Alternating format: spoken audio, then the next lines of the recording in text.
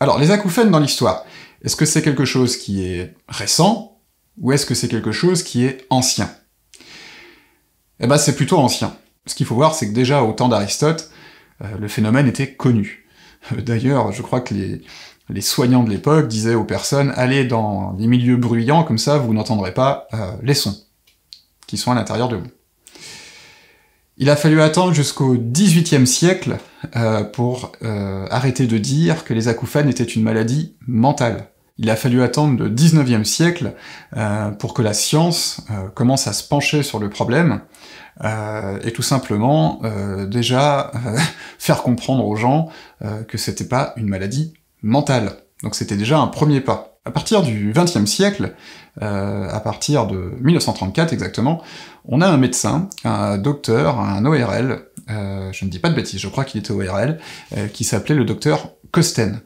Le docteur Costen a fait un lien direct entre les tensions de la mâchoire et les acouphènes. Donc, c'est ce que l'on a appelé le SADAM. Donc le SADAM, c'est vraiment un petit peu toutes les tensions qu'on va avoir au niveau de la mâchoire, ce qui va provoquer donc bien entendu des tensions musculaires et également des douleurs.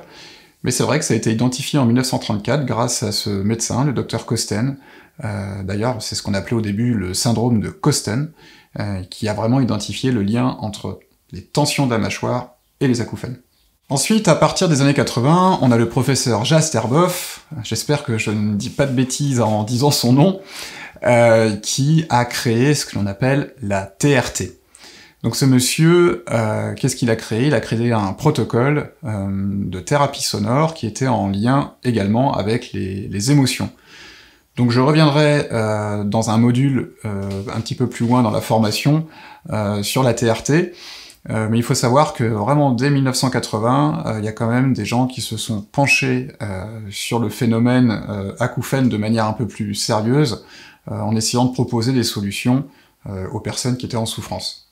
Ensuite, à la fin des années 2010, donc plus vers 2020 même exactement, on a les travaux de madame Susan Shore aux États-Unis, qui elle a bien identifié ce que l'on appelait les acouphènes somatosensoriels.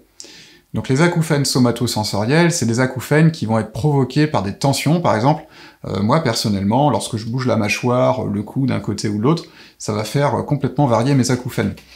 Donc, madame Susan Shore, avec ses équipes, ont vraiment identifié ce phénomène.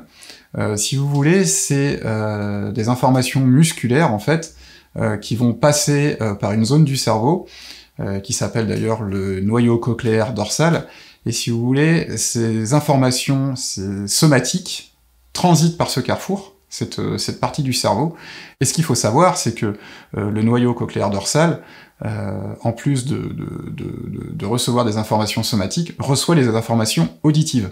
Donc il y aurait une sorte de mélange qui se fait dans cette zone-là, ce qui, justement, pourrait provoquer cette sensation de son dans le cerveau. Après, d'un point de vue plus médecine alternative, on a la médecine chinoise, qui, elle, depuis très longtemps, a décrit les acouphènes, notamment sur le méridien du rein et le méridien du foie.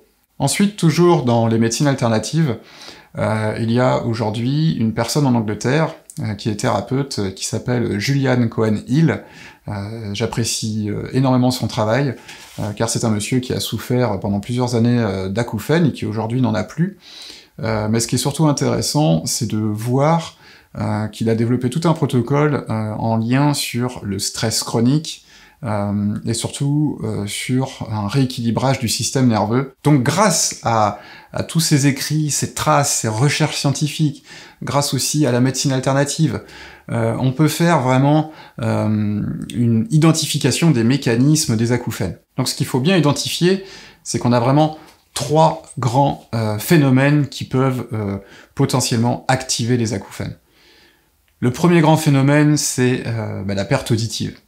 La perte auditive, le cerveau va d'une certaine manière essayer de compenser ce qu'il n'entend pas, un petit peu comme les membres fantômes, vous savez, les personnes qui sont amputées d'un membre vont avoir des douleurs, alors que le membre n'est plus là. Ensuite, le deuxième grand phénomène, c'est le phénomène qui a été identifié par donc le docteur Kosten, c'est les tensions dans la mâchoire, dans le cou, les cervicales, les épaules, etc., etc. Donc des tensions somatiques. Et ensuite, le troisième grand phénomène qui pour moi est sûrement le plus important, c'est le phénomène de l'anxiété chronique et du stress chronique.